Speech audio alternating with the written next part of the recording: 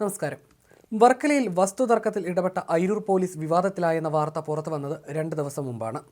ഒരു അയൽത്തർക്കത്തിൽ പോലീസ് ഇടപെട്ടതായിരുന്നു വിഷയം. എന്നാൽ വിവാദത്തിൽ പോലീസ് ഇടപെട്ട വീഡിയോ സോഷ്യൽ മീഡിയയിൽ എത്തിയപ്പോൾ പോലീസുകാർക്കെതിരെയാണ് ആരോപണമുയർന്നത്. അയിരൂർ സബ് ഇൻസ്പെക്ടർ രജിത് 14-കാരൻ്റെ കൈ പിടിച്ചൊടിച്ചുവെന്ന പരാതിയാണ് ഉയർന്നത്. ഈ കഴിഞ്ഞ ചൊവ്വാഴ്ചയായിരുന്നു സംഭവം. ഇലകമൺ സ്വദേശി രാജേഷിന്റെ മകനെയാണ് പോലീസ് ഉപദ്രവിച്ചത് എന്ന വിധത്തിലാണ് വാർത്ത വന്നത്. കുട്ടിയുടെ കൈക്ക് പൊട്ടലേറ്റതായും വീട്ടുകാർ പറഞ്ഞിരുന്നു.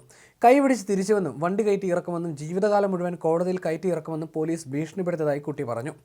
അച്ഛൻ രാജേഷും സമീപവാസിയായ വിജയമ്മയുടെ കുടുംബവുമായി വർഷങ്ങളായി വഴിത്തർക്കം നിലനിന്നിരുന്നു. ക്രൈംബ്രാഞ്ച് ഡിവൈഎസ്പിയുടെ ഭാര്യാമാതാവായ വിജയമ്മയ്ക്ക് വേണ്ടി പോലീസ് വഴിവിട്ട നീക്കം നടത്തുന്നതിനിടയിലാണ് മകന്റെ കൈക്ക് പൊട്ടലേറ്റെന്ന് രാജേഷിന്റെ പരാതി. ഈ വിഷയത്തിൽ സോഷ്യൽ മീഡിയയിൽ പുറത്തു വന്ന വീഡിയോ പോലീസിന് അനുകൂലമാണ്. കാരണം റിപ്പോർട്ടർ ചാനലടക്കം ഈ വിഷയത്തിൽ തെറ്റായ പ്രചരണം നടത്തിയെന്ന ആക്ഷേപം ശക്തമാണ്. കൗമാരക്കാരനായ യുവാവിനെ പോലീസ് വാഹനത്തിൽ കയറ്റിയാൽ പിന്നീട് ആജീവനാന്തം കയറി ഇറങ്ങേണ്ടി വരുമെന്ന് ഉപദേശ രൂപത്തിലാണ് ഒരു ഉദ്യോഗസ്ഥൻ പറഞ്ഞത്.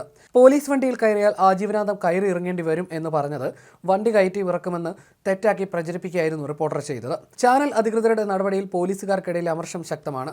ചാനൽ പുറത്തുവിട്ട വീഡിയോയിൽ നിന്ന് തന്നെ പോലീസ് ഇടപെടൽ മാന്യമായിരുന്നുവെന്ന് വ്യക്തമാണ്. വാർത്തയുടെ കമന്റ് ബോക്സിൽ തന്നെ തെറ്റായ പ്രചരണമാണ് നടക്കുന്നതെന്ന് നിരവധി പേർ അഭിപ്രായപ്പെടുന്നുണ്ട്.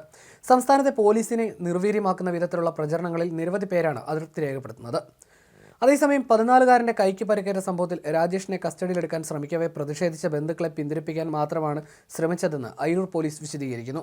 ഔദ്യോഗിക കൃത്യനിർവഹണം തടസ്സപ്പെടുത്തിയതിൽ ഇവർക്കെതിരെ ഒരു നടപടിയും സ്വീകരിച്ചില്ലെന്നും പ്രശ്നങ്ങൾ രമ്യതയിൽ പരിഹരിക്കാൻ ശ്രമിക്കുക മാത്രമാണ് ചെയ്തതെന്നും അയിരൂർ SHOയുടെ വിശദീകരണത്തിൽ വ്യക്തമാക്കി.